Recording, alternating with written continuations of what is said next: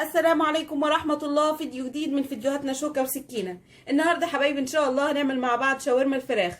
شاورما الفراخ بتاعتي النهاردة معايا من نص كيلو لكيلو الا ربع فراخ بانيه مقطعاها جوليان، ومعايا كمان فلفل اخضر وفلفل اصفر الوان، معايا كزبرة خضراء، حبة كزبرة خضراء، معايا 2 علبة زبادي حوالي 150 جرام، وعندي كمان هنا 4 بصلات متقطعين جوليان، عندي نص معلقة فلفل اسود.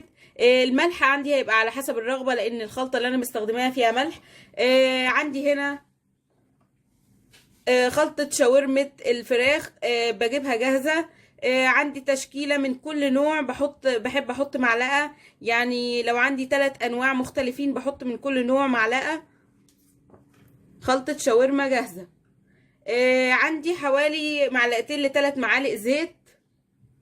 هنروح مع بعض ونقلب دلوقتي الخلطة بتاعتنا ونشوف هنعملها ازاي. هاجي هنا هجيب الفراخ البانيه بتاعتي،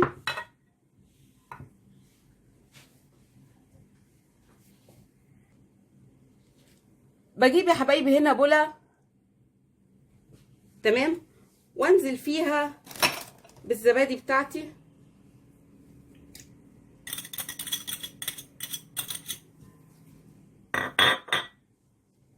وانزل كمان بحبة من الفلفل الاسود بتاعنا، احط البهارات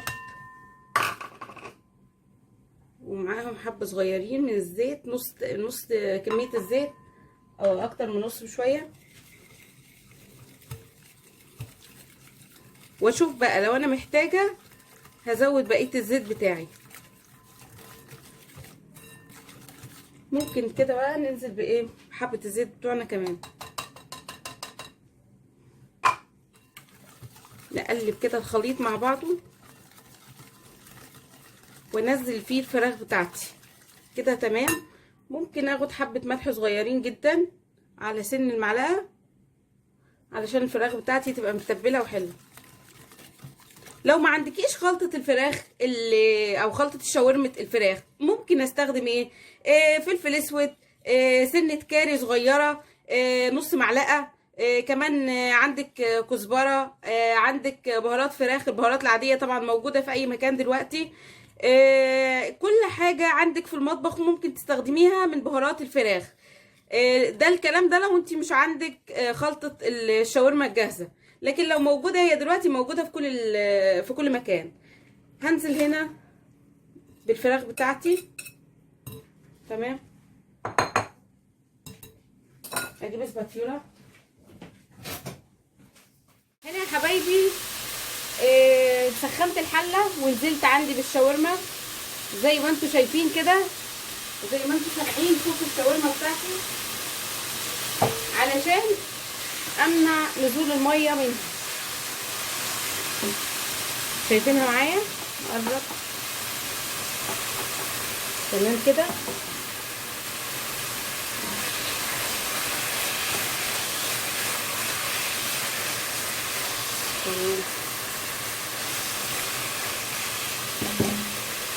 في نفس الوقت هاجي على الجريل هنا من غير اي زيوت علشان الشاورما بتاعتي تكون خفيفة وجميلة وصحية، وانزل هنا بايه، بالبصل بتاعي.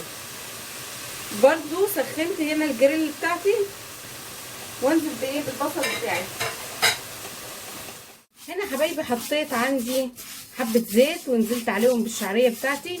هعمل معايا رز بشعرية، انا بحب اكله جنب الشاورما، بيبقى جميل بصراحة. يعني ما بين وقت كده بحب اكلها بالعيش الفينو مثلا، لو عيش اللي هو خبز الشاورما، الخبز السوري، يعني في اي وقت انت حابه تاكلي اي حاجه بمزاجك بقى، ممكن تاكليها بالرز، تاكليها بالعيش، زي ما انت عايزه يعني.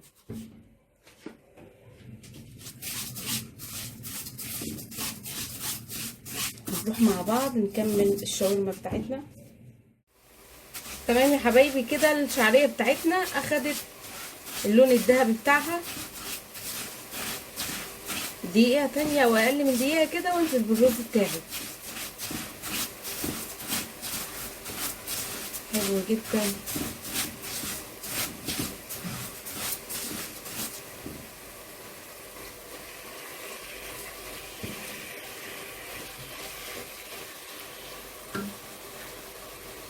هننزل بقى بالرز بتاعنا.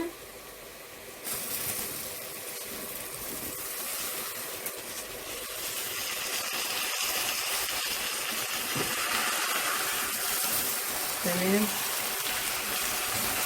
هقلب دي لغايه ما الرز بتاعي يسخن، وانزل بايه ازيده بالميه بتاعتي.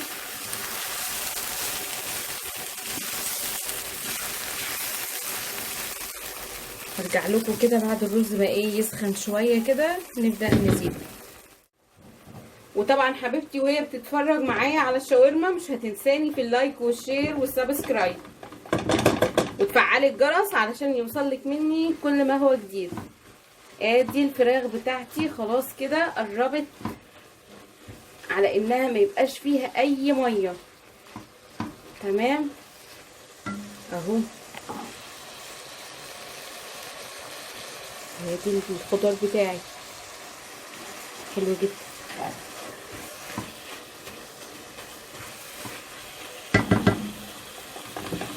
بنقلب كده. تمام، هجيب الطماطم بتاعتي.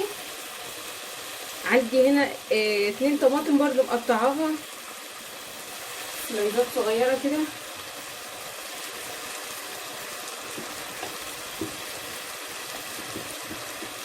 الالوان يعني بتدي بصراحه شكل مبهج، يعني اهم حاجه في اكلك الالوان، اختيارك للالوان. نروح مع بعض نشوف الرز بتاعنا. وادي الرز بتاعي خلاص كده يا جميل. نبدأ بقى نزوده بالمية بتاعتنا.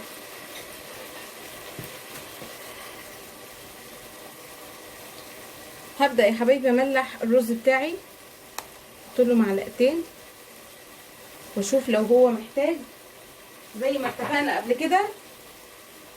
لو هو محتاج هيبان لك بقى بعد ما تزوديه بالميه ويغلي معاكي. تمام،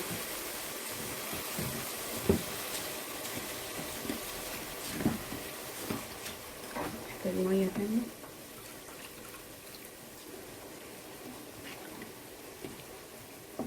حلو جدا كده، ممكن ياخد معايا حبه ميه كمان. تمام يا حبايبي، هنا كده عندي الفراخ خلاص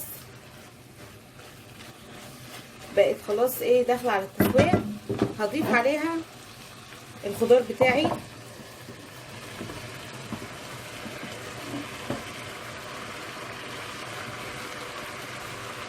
تمام،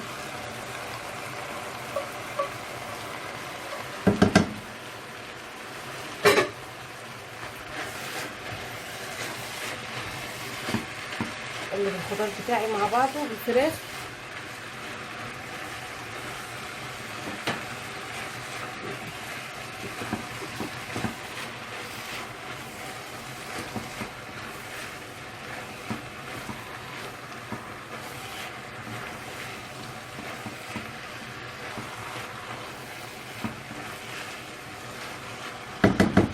طبعا الخضار بتاعنا مش متملح. تمام، هنزل عليه سنة فلفل اسود كمان اللي احنا خليناها من الاول. تمام يا حبايبي، وهنزل عليه كمان بحبة بهارات بتاعة الشاورما عشان الطعم يكون معايا مظبوط. ادي حبة للخضار علشان طعم الشاورما معايا يكون ايه مظبوط وجميل يعني.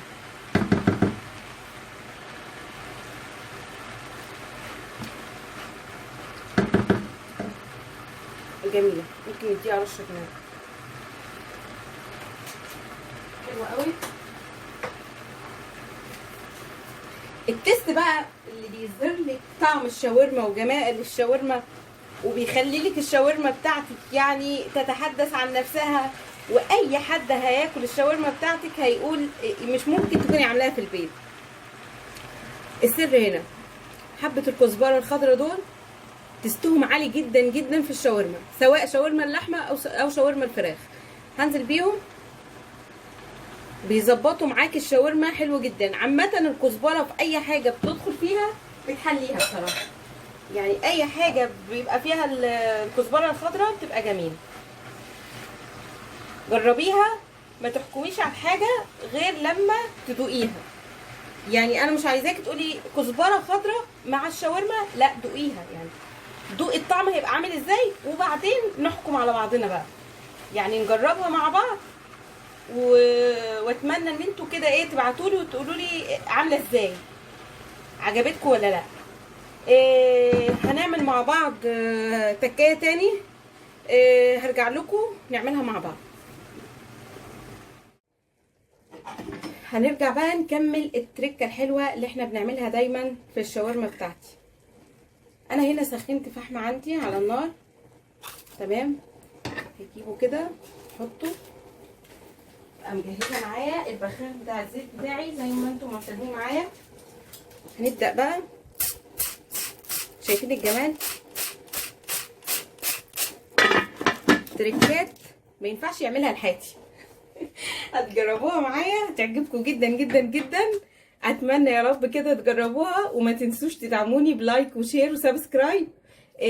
هنقدمها مع بعض ونشوف، بس يا رب تجربوها هتعجبكم جدا جدا جدا.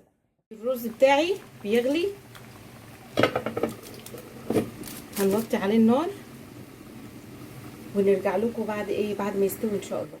وادي الرز الجميل بتاعنا، الواحده بوحدتها والحركه حركتها، شايفين اهو. اي عروسه لسه جديده، ادي الرز ابو شعريه جميل، ما فيهوش واحده لازقه في التانيه، كله حاجه رائعه. نروح مع بعض نقدمه مع الشاورما بتاعتنا ونرجع. وبكده حبايبي نكون خلصنا الشاورما بتاعتنا. اتمنى ان انتوا تجربوها وتعجبكم، واتمنى ما تنسونيش في اللايك والشير والسبسكرايب. شكرا جدا، اشوفكم في فيديو جديد.